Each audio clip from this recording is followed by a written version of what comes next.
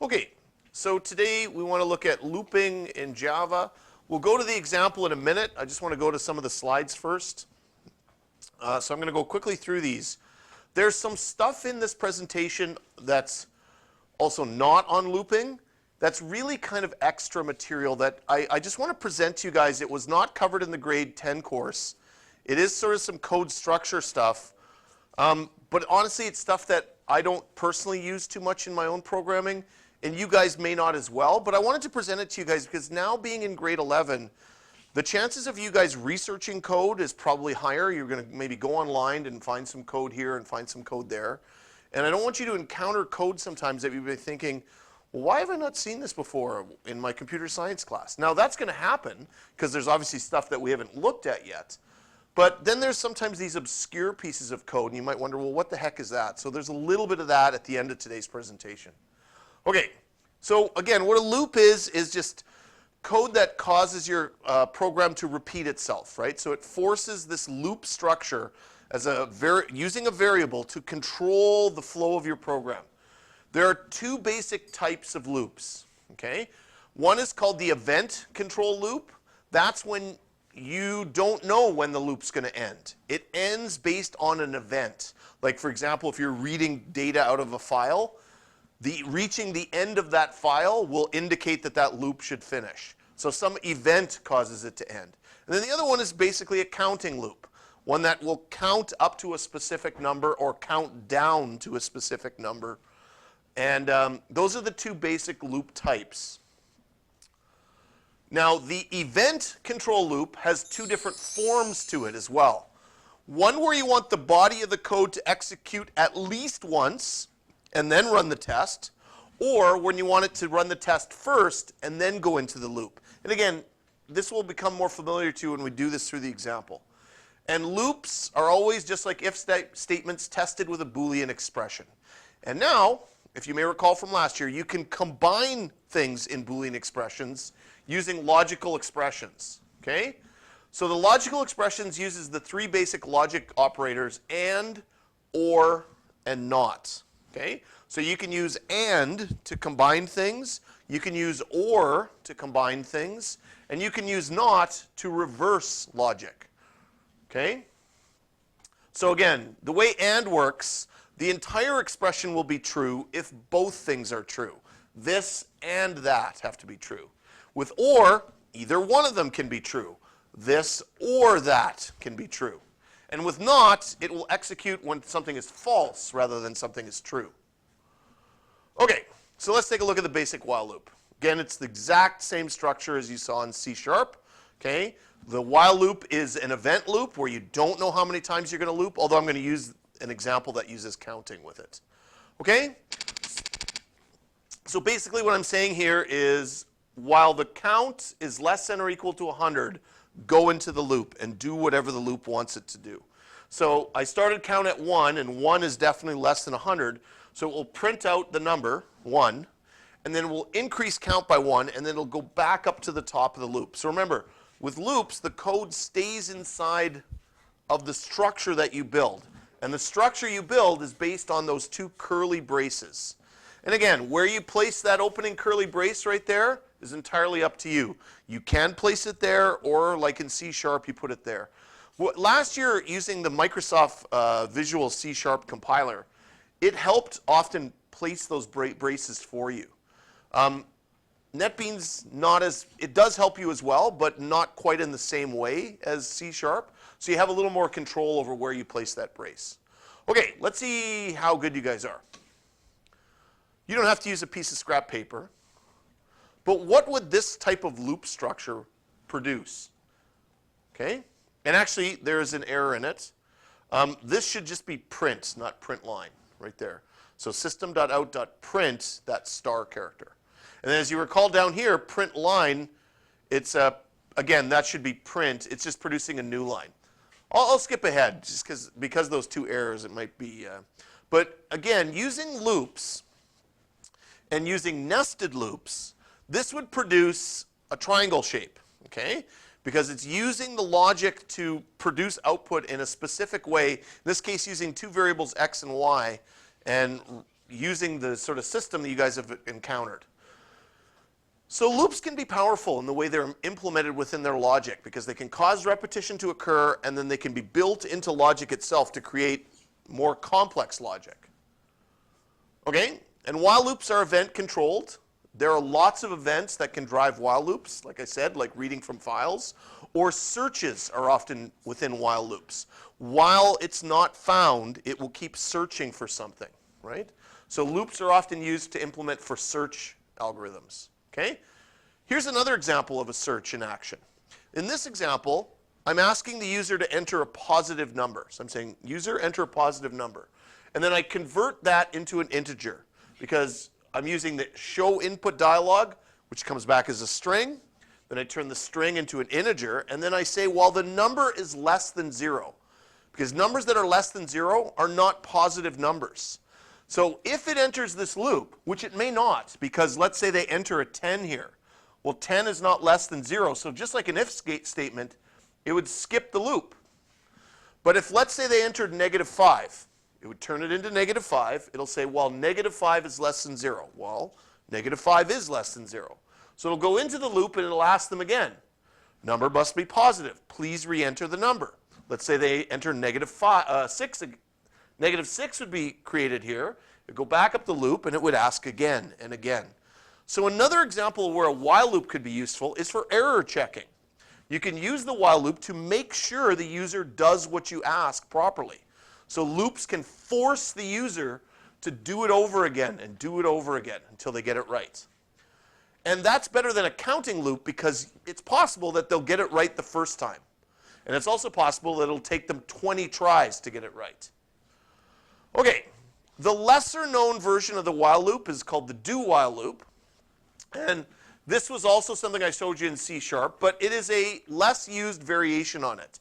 It adds a keyword, the keyword do, and the structure is a little bit different. But here's an example of the do while loop. Okay? So here again, it's do at the top and while at the bottom. And again, you've seen this structure before. We're going to do this in the example today, so I'll just skip through it real quick. Now, what's wrong with this code?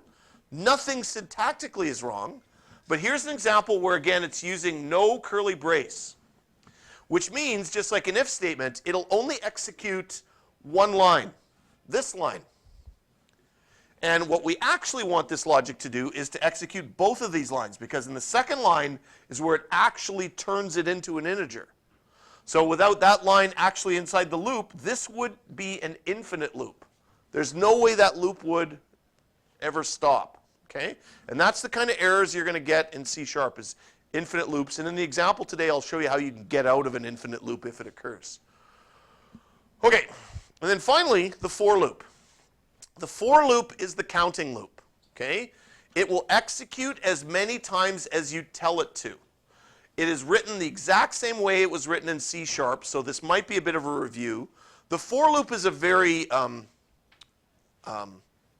mathematically based loop. It doesn't look as intuitive as the while loop. It has this stranger structure that for some is a little bit harder to write. But basically it comes in 3 expressions. With the keyword for, and then you have round brackets.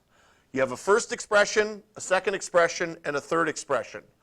There are semicolons dividing the first 2 up. So you're going to have a semicolon there and a semicolon there. And basically it looks something like this. You have a starting value. So I start a count at 1. You create the variable for the loop right inside the loop itself. So int count equals 1. This is the ending value. So it'll keep looping while the count is less than or equal to 5. And then the third expression is how much it changes by. So in this case, I'm just adding 1 to it each time. So I'm starting the count at 1. I'm going 1 at a time. And it will keep going while it's less than or equal to 5. So this loop will run 5 times. Okay? 5 times. And you can vary the way the for loop works depending on the way you use the variables within it. Okay? As I've already shown, loops can be nested, which means you can put a loop inside of a loop. Okay? And these are the kinds of things that makes the looping a little more complex. So So here's an example of that. This is actually a pretty bad example. I don't like this example, but here I'm just going to show you the basic structure. Here we have an outer while loop, and inside we have a for loop. And then inside of that, we have an if statement. So nesting, as you may recall from last year, can get more complex quickly, and that's why we do things like indent our code. It helps us to trace where code begins and ends. Okay, here's the extra content I was talking about. I'm just going to go quickly through this. We're not going to do this in the example today. But know this exists in the notes. There's some statements that you can use, like break in your code. A break statement will automatically exit a loop, okay? It will automatically exit any while loop or any for loop, even if the loop isn't finished at that point. So the break statement is a way to just jump out of a loop instantly, okay? So for example, there's a break statement right there. That would exit this for loop. Not the outer while loop, but the inner for loop. So the break statement breaks out of any loop it's currently in. And notice how it's even inside of an if statement. But nonetheless, it knows break out of the for loop that I'm in right now, or whatever loop. So break exits a looping structure. Okay, so that can throw off your logic. So that's one of the things that I'm worried that if you try it, it might actually screw up the way your logic's written. But it's possible that that's part of what you want to do with your logic.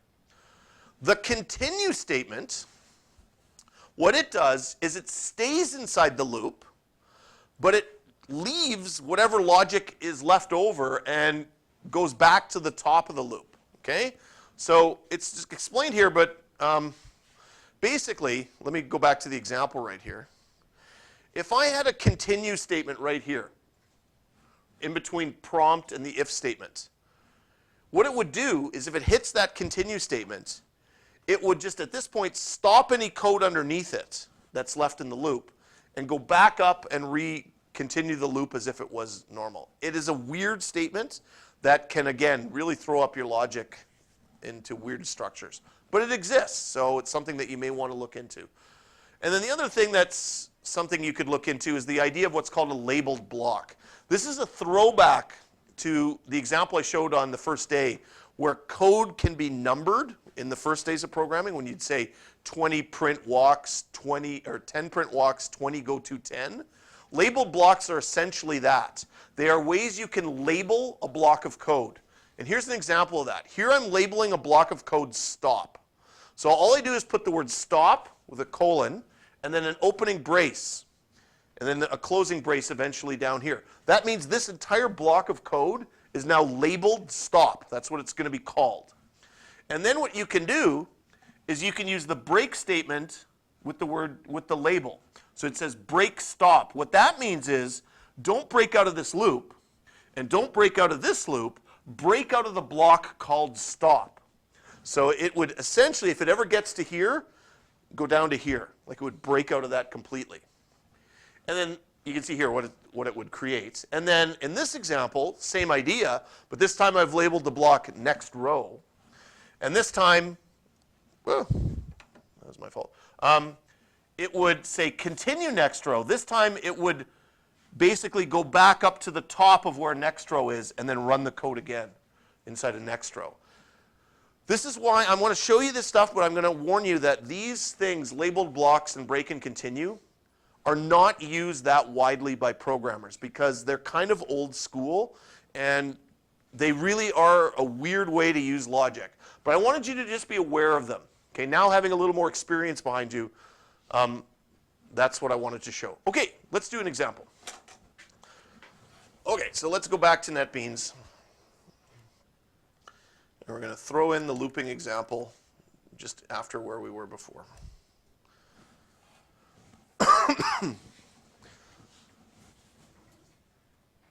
Okay, let's make an integer called counter equal to 1. Actually, make it equal to 100. Okay, so let's just do the basic while loop to start. So while, whoops, counter is less than or equal to 10, we'll create the loop structure. Okay, so that's a way you can essentially created a looping structure, and again, where you place this opening curly brace is entirely up to you. You could put it like that, like it did in C#. That's fine, you know, whatever way you're comfortable with. I once had a boss who would freak out in my code if I did not put a space between my loop statement or my if statement and the opening round bracket. And he would throw the code back at me and say, nope, you got to put that space in there. That's how picky some people can be about their coding structure. I'm not. That doesn't matter to me. What I like to see in code is consistency. And that's what you're going to develop, is a consistency within your code, right? It's sort of like an English teacher in the way they describe the way you write, okay? All right, so let's just output the counter. And then inside the loop as well, we will make the counter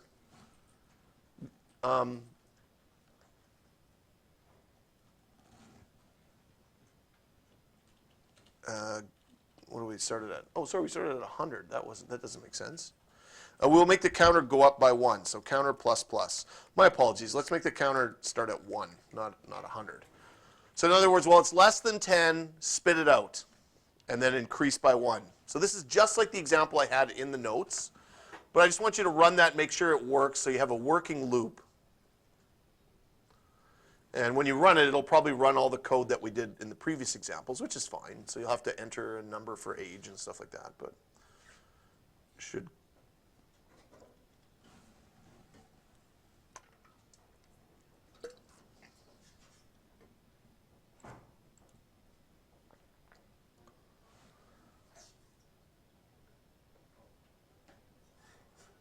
Okay, oops.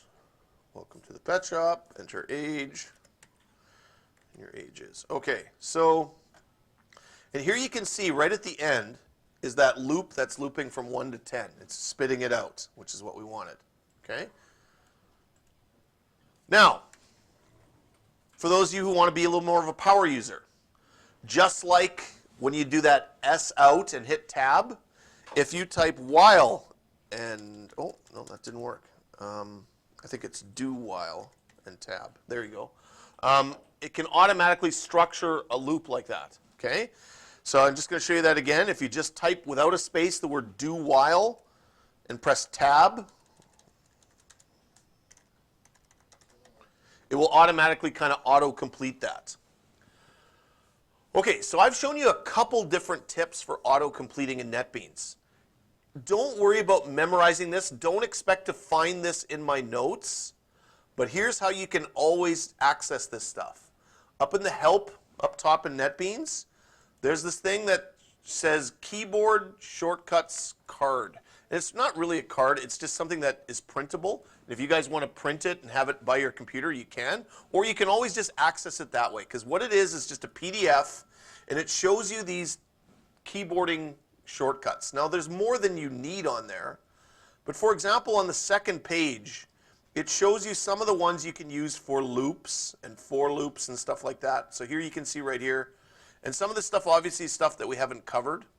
But notice here, that's the one I just did, do while, and how it automatically filled it in. And other ones up here like public static void main or system.out.println, they're all there, right? So there's different versions of those things that you can use. But again, it gets more complicated than necessary. Okay, so let's make this do while loop. Before we do, let's set count equal to -1 this time. And let's say while count is, or counter, my apologies. While counter is greater than or equal to 0. Okay, so right now it will go in this loop, okay? And what we want to put inside the loop is, again, the same output. So I'm just going to copy and paste this line. That's just easier for me.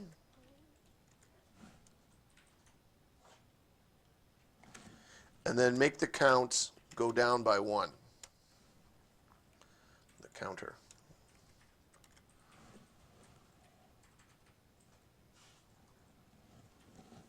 Now, let's analyze this loop as to what exactly it's going to be doing here. Because may have put an error intentionally in this code. Okay, so this loop on its own, let's take a look at what's going on here. We have this variable counter. It's an integer. We say, you know what, you're going to be -1. Now the way a do-while loop works is no matter what, it's going to go into this loop. Unlike the previous loop where it checked it first, the word do has no, it's not a bouncer, it doesn't control anything, it just says go into this code. So the output would at this point spit out -1. So it would spit that out onto the screen, because that's what counter is. But then what does counter become after that? It takes one away from counter. So counter now becomes -2. And then it checks it. Is -2 greater than or equal to 0? Is it? No. So at that point, it would leave the loop. So this loop would only run the one time. So only once should it spit that out. But again, depending on the way I structure this loop, I could make it do all kinds of different things. But that's what should happen, is only one -1 should appear on the screen. Let's see if that's true. Let's run that code and see if only the -1 appears there. And there it is. Just one little -1 pops up there. So it did what we asked it to do.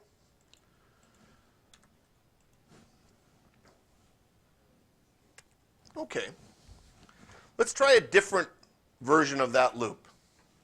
Let's make a string called password. And we'll set it to nothing to start. So we have this string called password, and it has no value. Now, again, we're going to create that do-while loop. And again, what I might suggest is to auto-complete it like that. But if not, don't worry about it. You can always write it in yourself. Now, what we're going to put inside the loop is we're going to ask the user to enter a password. So password equals JOptionPane. Remember that you can use that control spacebar thing to bring up JOptionPane quickly. .show input dialog. And again, you can use control spacebar to help autocomplete this quickly. And inside show input dialog, let's just ask them to enter a password. I'm just going to put the word enter. We'll know that it means password. And then a semicolon. Okay, so we are asking the user at this point to enter a password. What we have to put in the while part is that's what's going to be where we're going to compare the password to our actual password, whatever we put in there. But the thing about strings, and this is why I wanted to do this example, is they won't work like this. You can't go, well, password, because what we're going to say is we're going to keep asking them while it's not equal to our password, which is like, let's say our password is just the word pass. This is wrong. That is not the way you use strings. Okay? It would seem like this is the right way because this is what I taught you not equals is. But not with strings. Strings are a little bit different. And actually, you'll notice that NetBeans picks up on this. And it puts a yellow underline there. Not a red underline, but a yellow underline. Because it's kind of thinking that you're making a mistake here. And according to the tip, it says, you can sort of see on the side there, it says comparing strings using equals or not equals. But that's all it says. But that's the clue to you that this might not be the right way to do this.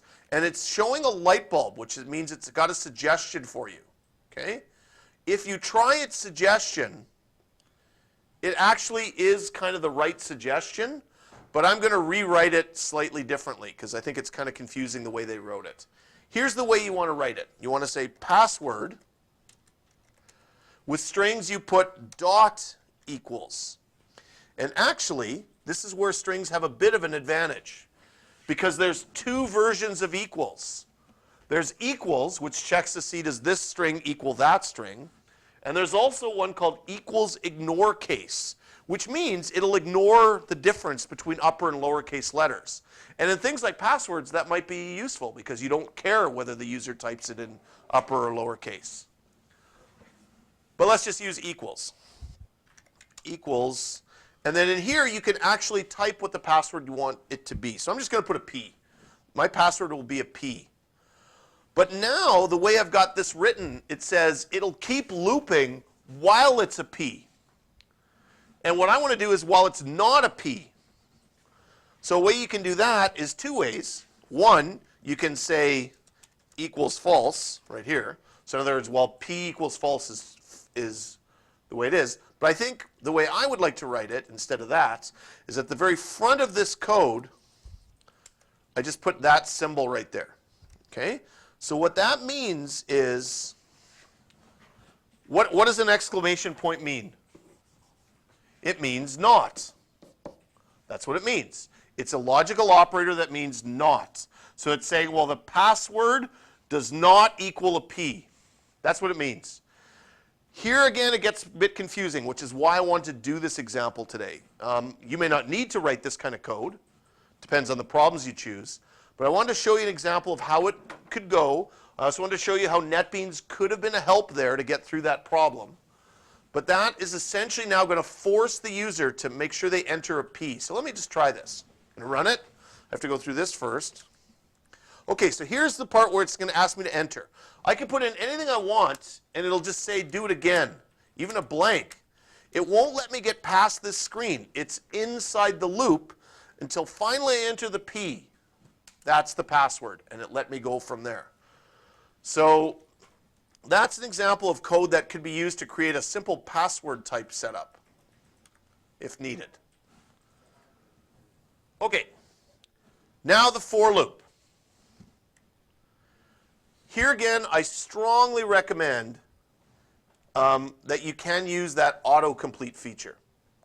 Here's how you do it. You type for, F-O-R, no spaces, and press tab. And it'll automatically just build up a loop for you.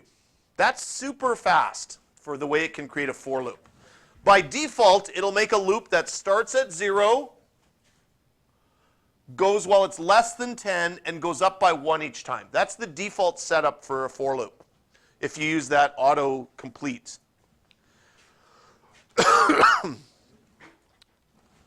But, I just want to show you this again, but here's where you can again get even a little bit faster.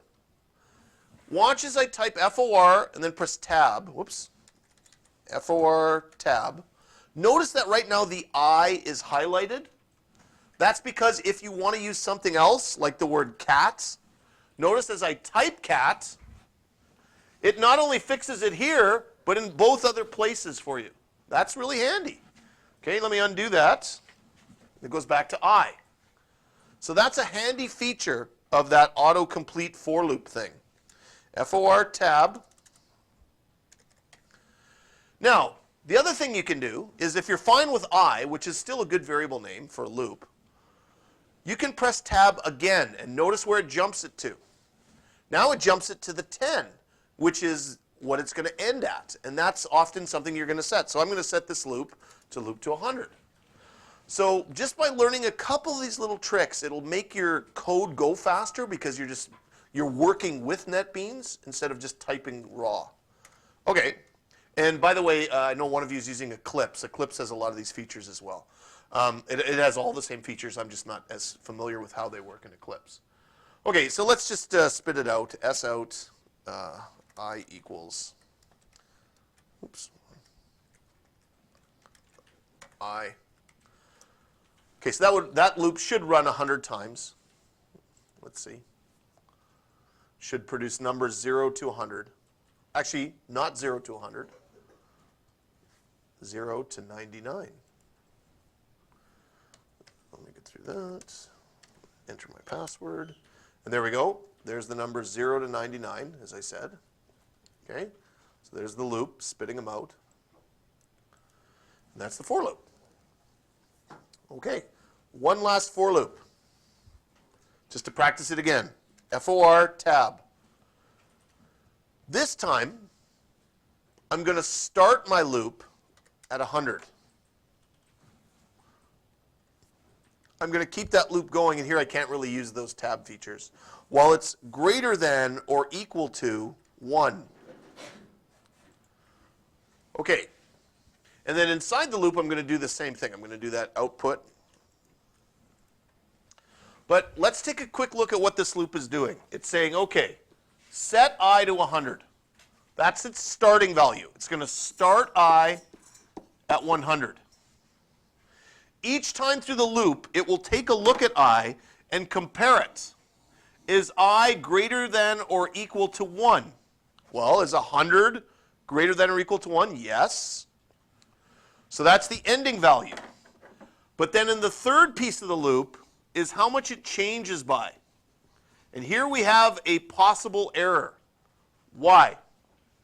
What's going to go wrong with this loop? Okay, so it starts at 100. It keeps going while it's greater than or equal to 1, and 100 is greater than 1. But how do I change I, according to the code you see there? It goes up, yeah. So it'll now go to, the next time through the loop, it'll be 101. Is 101 greater than 1? Yes. Then it'll go to 102. Is 102 greater than or equal to 1? So what we have right now would be an infinite loop. How could I fix this loop right there? What would I do? What's that? Yeah. So what would be a shorthand to have it count down by 1? Right. I minus minus. Excellent. You guys are on the ball. So let's do that. I minus minus, because otherwise we'd have an infinite loop.